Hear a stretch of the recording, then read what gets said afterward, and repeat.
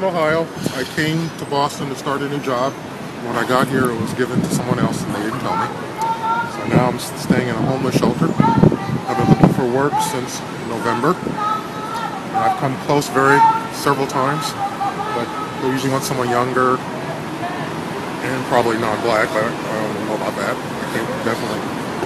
Never, not in Boston. But in Boston, it's not a surprise. But I'm finally getting some responses to my resume. And I got 14 voicemails on my phone right now. And hopefully some of them are job offers. So now you have a PhD in aeronautics, physics? And a master's PhD in physics. From Dartmouth College and a master's in electrical engineering. Purdue University. How does somebody who has that end up...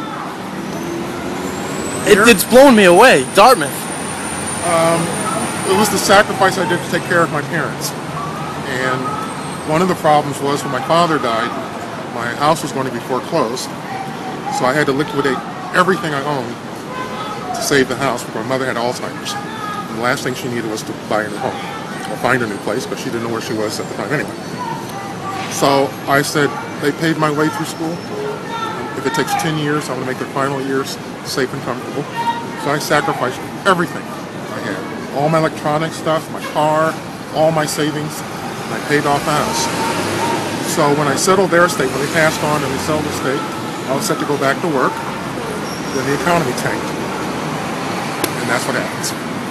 You see that? So you think it's... Yeah, where I used to work, there used to be 30,000 engineers.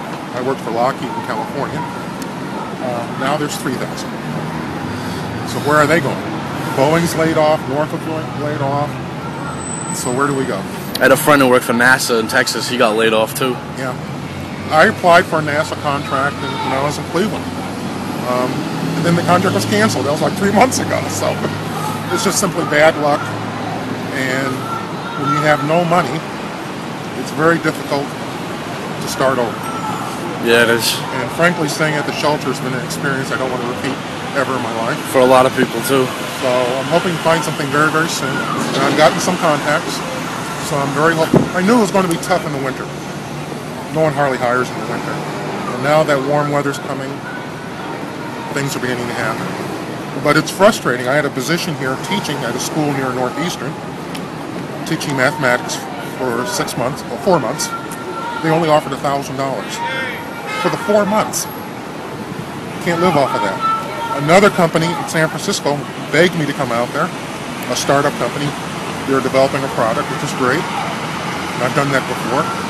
They only offered 15 hours a week. I said, in San Francisco? That's the most expensive city in the country outside of New York. Thousands to rent there. They said, well, you're going to have to come out here on your own or interview out here with someone else and hitch a ride. And I went, go away. And I just hung up the phone. So with the economy this bad, it's difficult. What about